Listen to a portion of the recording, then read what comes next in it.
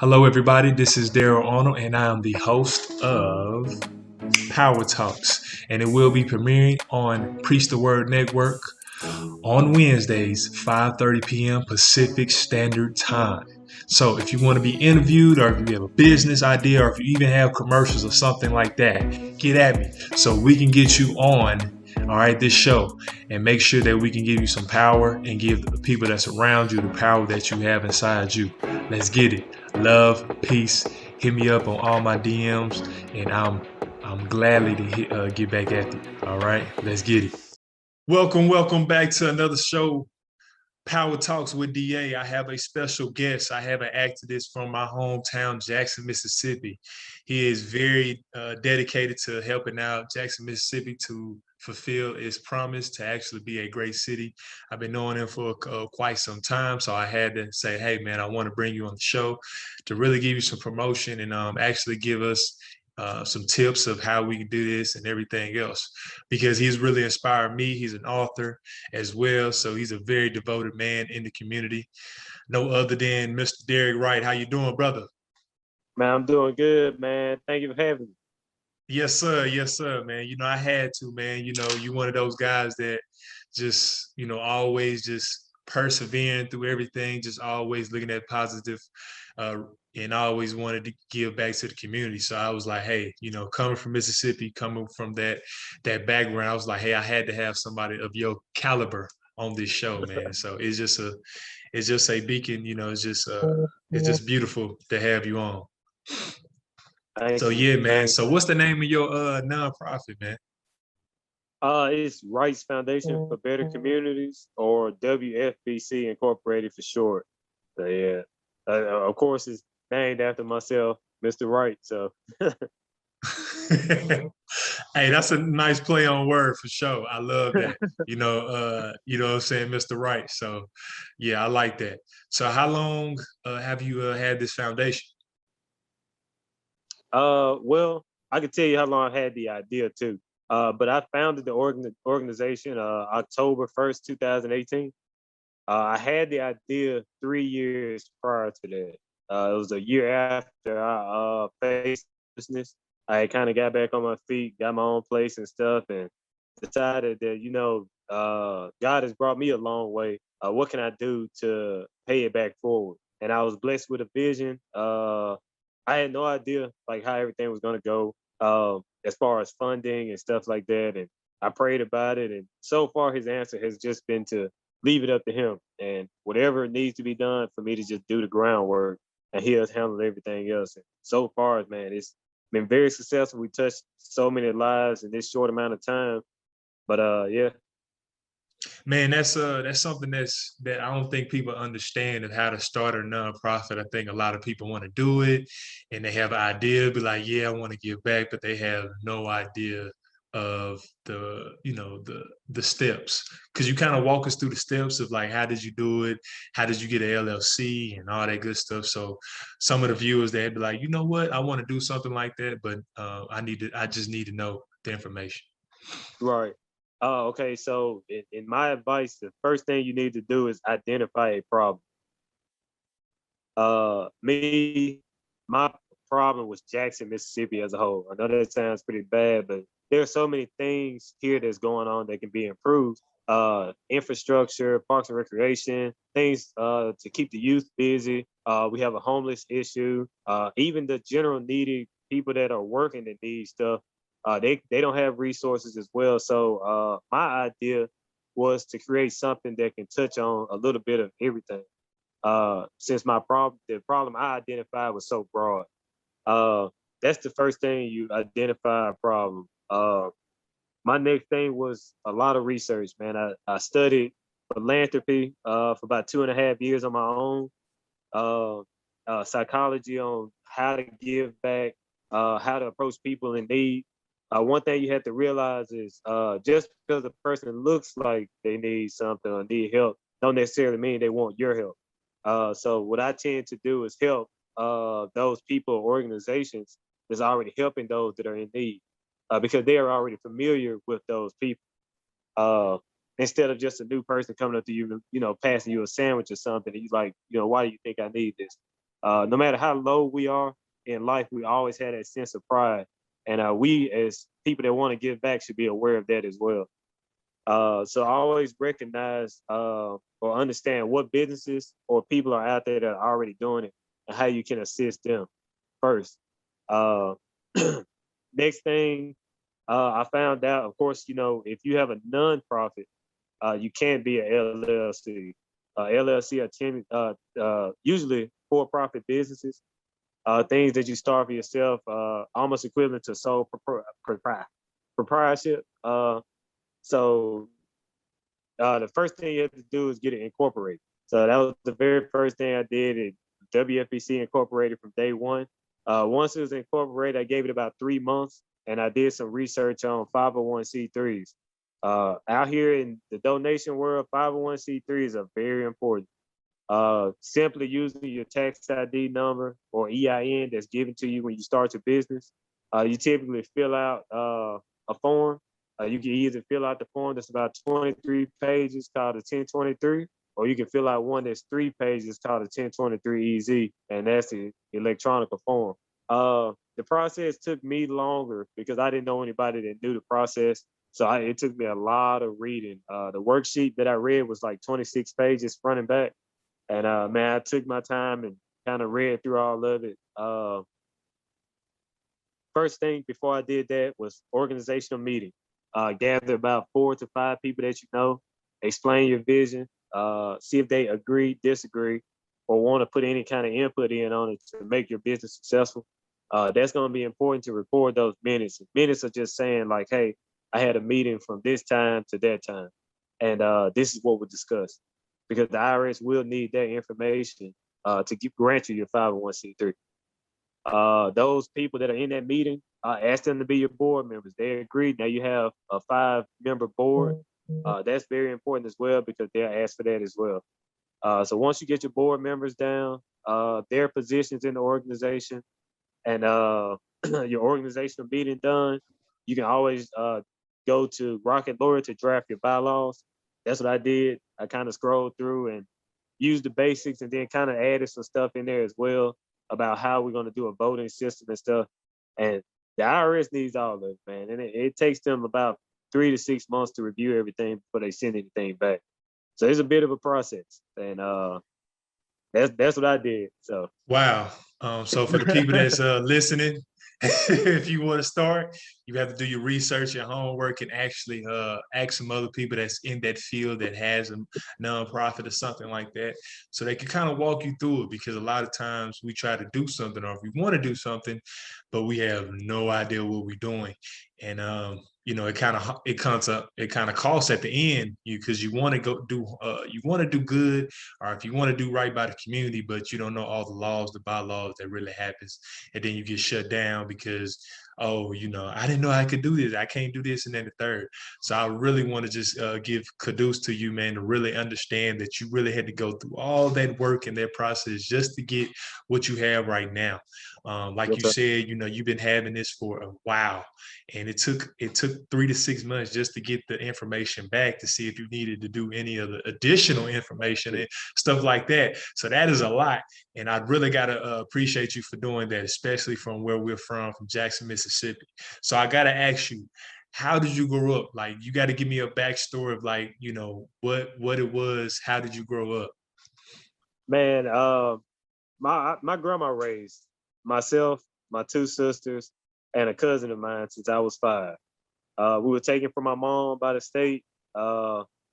She did some bad things back in the day, and we grew up in pretty much not a really bad poverty situation, but it was definitely a fixed income. Uh, a lot of things that we wanted that we seen others with, we couldn't get. We grew up with one car that sat in the yard that didn't run.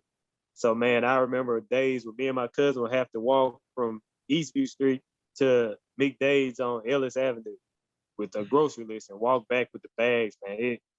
In between there, we go play basketball. Uh, Grandma give us the money or her EBT card, and on the way we stop, play basketball, go to the grocery store, and we walk all those groceries and stuff back, man. So that's just a little example about like how we kind of came up. Of course, she passed in '08. I was 15 years old at the time. I turned 16 the month after. My aunt stepped up to the plate and began to take care of us. And she passed the following year, that February, and in '09. And that's when my mom come back into my life. And I had moved back in with my mom when I was 17. And we grew our relationship, restarted one, and we're very close now. I moved back out when I was 19. I had got my first job at Olive Garden. Uh, of course, It looks like I your ended up. okay, here we go. You're back now Yeah, because it looked like your okay. phone was glitching a little bit. Uh-oh. But yeah, Yeah. man, I moved back in with my mom when I was 17. Of course, then I was really into basketball all throughout high school. Uh, I kind of grew a name for myself as far as jump shooting goes. Everybody know that Derick Wright can shoot. Uh, that it wasn't always like that either. I had messed up my ankle one year, and the only thing I could do was go in the backyard and shoot free throws. After the ankle injury, I was a shooter. So, but yeah, I made the basketball team at Jim Hill like 3 times. I never played because I never had a ride to practice. Never could really get there. The last year, I went to a few practices, but at the time, my mom and I were living in Camelot, and I would have to walk to school, go through school, play ball, eighth period, then go to practice afterwards, and then have to walk all the way back to Camelot, and it just became too much. So yeah, I never really just kind of pushed too far in that. I do play recreationally still. So yeah. Wow, man, that's a lot. Coming from that, impoverished community, and you just was like, "Hey, I want to do something better, so other people won't have to go through the same thing I went through." And that's a testament of just your soul and just that what you got from your grandma. Hey, grandparents are something special, ain't they? They Look, always, especially ours, they always just came in and just gave us that love and support that we needed to really touch us to get us to that next level in life. I'm a testament of that as myself. I was raised with my grandparents as well, okay. and yeah, so Look, that's great, man. I want to add something, man. I remember moving in with my, and this is in my book, Burning Ash too. I moved in with my grandma when I was 5. I didn't know like my middle name, didn't know how to spell anything or anything like that. Her way of catching me up to speed was with sight words. So like she'd take index cards and nail them to the wall, and they had sight words, and I had to remember them and spell them out and sound them out. And if I couldn't, she had a switch. So and I remember my older sister one day was like, why are you so hard on it? And the first thing came out of my grandma's mouth, she said, well, because he don't know a damn thing. So so man, I knew with that type of discipline, coming up, being able to learn how to read and write and stuff like that, that's always in the back of my head, how much my grandma really wanted me to catch up to speed and understand the things that I needed to at that time. So Yeah, that just further shows that she really just wanted the best for you and wanted. She had a crazy way of saying it or doing it, but hey, that was just her way. Back times, back then, that was the way of how you kind of raised your kids or whatever the case may be. But yeah, she kind of made a young man out of you, as they would say. right. That's what they used to say. I'm gonna make a man out Oh yeah. you. Yeah, and that just shows me that you had determination, that you were just like, hey, regardless of my circumstances, I'm going to make something out of myself. I'm going to do whatever it takes to get to that next level in my life. And as you just mentioned, you just talking about your book. So let us know about what inspires you to be an author, and how did you get starting to write down these ideas and getting it published and everything. Well, I want to give a little bit about the background, kind of where it all started. Uh, Now, despite my situation with not knowing like how to read or anything or write when I was 5, uh, I made the first place in accelerated reading my 3rd grade year. So that was only 3 years after that. And the person that came in second place was my sister, and she was in 5th grade. So what we would do every day was skip breakfast in elementary school, and we go in the library and we pick up books and we read, take tests. And eventually, man, I started writing like little short stories and stuff in elementary school. They became a little bit more detailed in middle school. And in high school, I kind of let it go. I started looking more towards sports. And after a while, like I started doing more deep thinking as an adult, began jotting down ideas, little philosophies that I would come up with in my head. And one day I was like, I'm gonna go ahead and put it into a book and make a story out of it. And I did. So once I found out how easy it was for me to flow like stories and put things together that way, I just kept going with it. And right now I'm up to 7 books. So I have 7 books out. I did research on how to publish it, how to self-edit and everything. So I own all my copyrights, DRMs, ISBN. I own every bit of my work because it's self-published. But man, it just I guess it started at a young age and constantly using my imagination. Imagination, that is something that's big and key to anything, because if you don't have no imagination, then you pretty much don't have no future, because you cannot see yourself doing anything outside yourself. You just kind of, that's what a lot of us are doing now. We just imagine us just going to work and that's it, not having a family or having family time, vacations, or whatever the case may be. And that's what's really plaguing a lot of us, is not having imagination and not having exposure to ideas, or Right. just a field trip or something, so that we can expand our mind and do big things like you have and what you're doing right now in the city of Jackson, Mississippi. Man, this is phenomenal. Thank you. Thank you. So, if anybody wanted to catch up with your books or anything like that, how would they publish? I mean, how would they get one of your books? Well, they're found on Amazon and Kindle. So you can search Derick Wright, Derick, Wright, Wright. And usually all 7 of them will pop up. If you find one, that usually it'll suggest the other ones. I can suggest that Burning Ash is the top seller.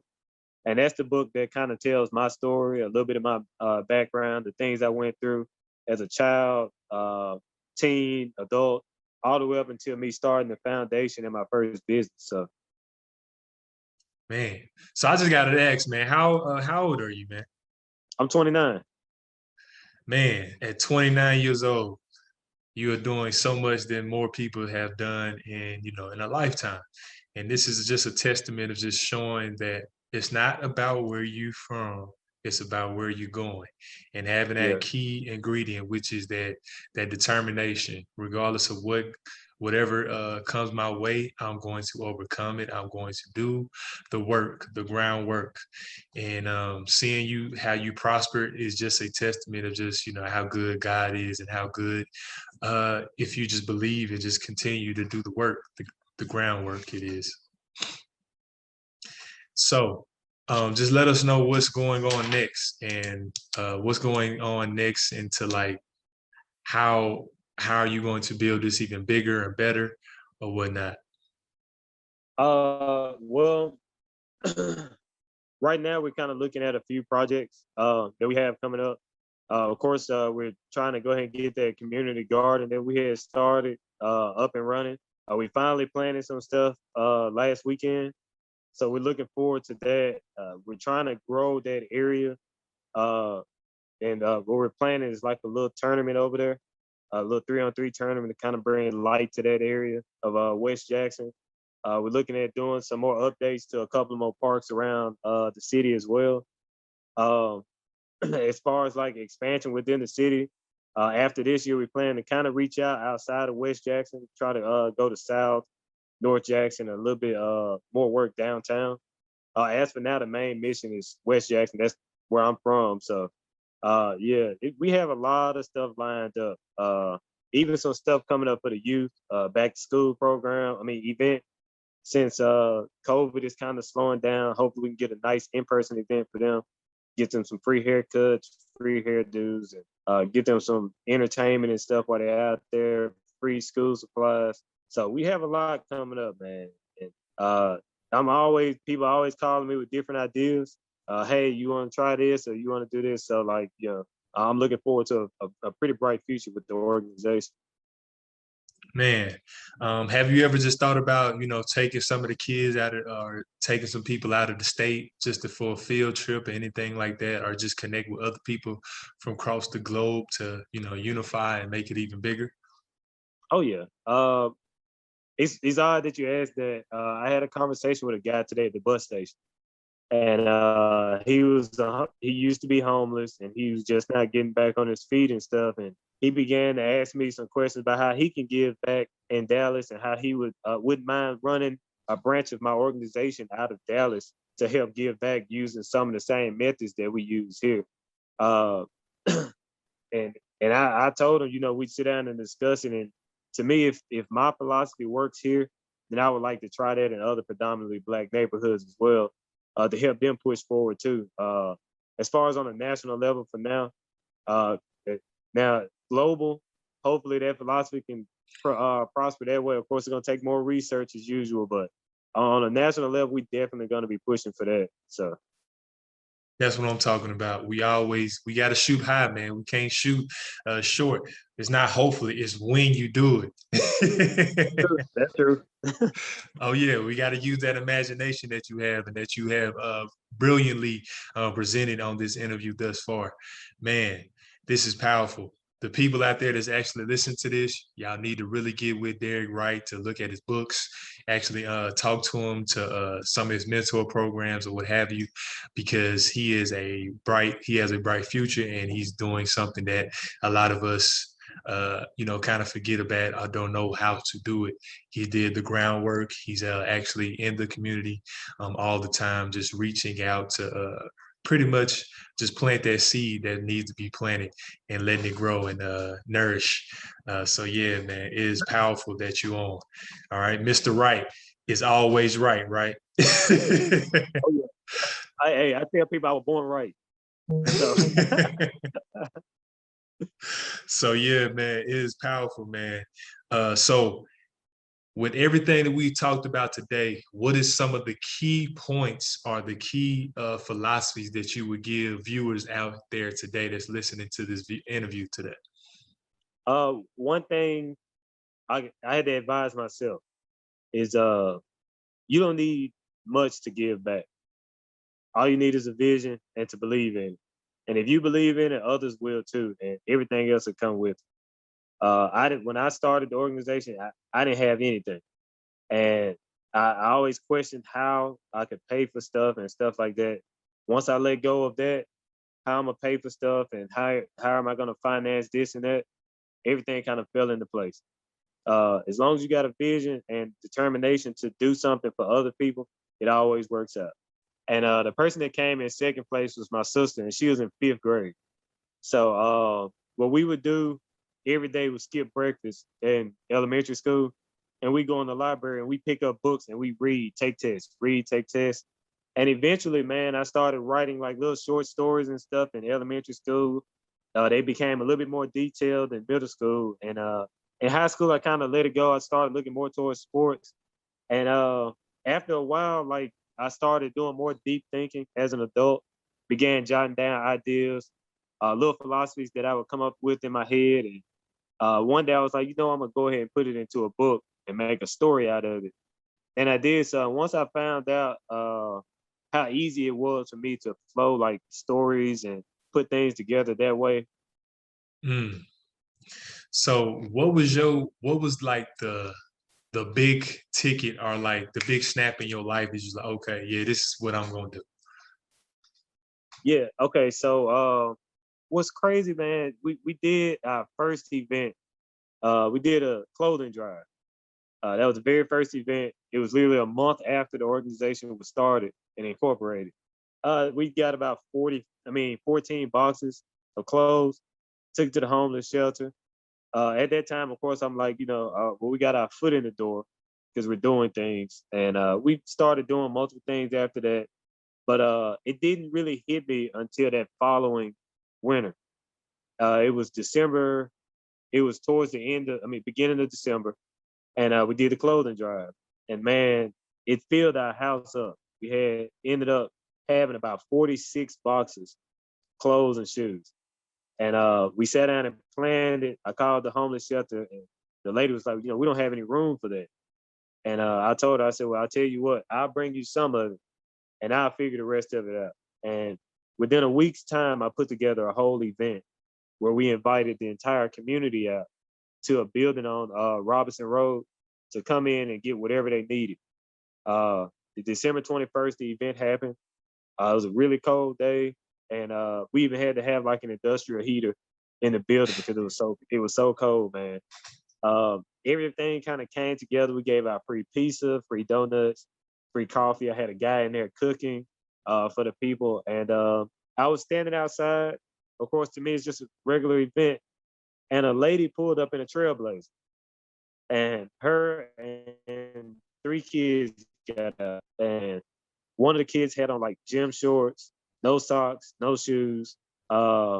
She was cold. She didn't have a jacket, and she walked in and was like, I really need to get some clothes and stuff. Do I need to sign anything? And I was like, no, man, you go in there and help yourself. You all eat. And of course, at that time, still not like weighing on me until I seen them leave. And she had on a jacket. The kid that had the gym shorts on had on pants, a pair of Jordans, socks, and they weren't cold. And I was like, you know what? This is something. Now it's a different feeling, and now I'm seeing how this could possibly impact people positively, and this is something I'm gonna stick with. Just being able to see how instant that helps somebody, it changed their situation that fast.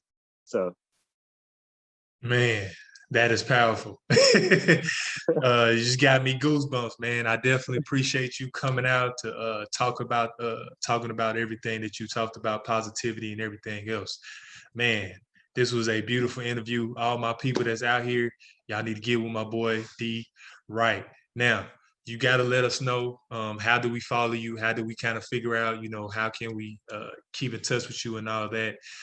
So if you come back for another interview or whatnot, how can we keep in touch with you? yeah. So Facebook is like the easiest way to get in touch with me. I use Facebook a lot. Of course, you can search me on Facebook under Derick Wright, or you can find me on Instagram, and it's Derick Wright _official. There it is, family. There it is. I gave y'all the man. So, hey, y'all check out my man. He's doing great things. He's very bright. Thank you for this conversation, man. And we'll talk soon, brother. Peace and love, Oh yeah. everybody. Peace. Hi, thank you for tuning in. That was an episode of Power Talks DA. I'm glad that you joined in. Please spread the word. Also, we have our Instagram page that you can comment and say, "Hey, I love that topic, and I wanted to discuss it more." Or you can just leave us a DM if you have a commercial or if you want to be interviewed on this show. That is all I have for you today. Y'all have a lovely and blessed week. See you next week. Tune in. Peace and love.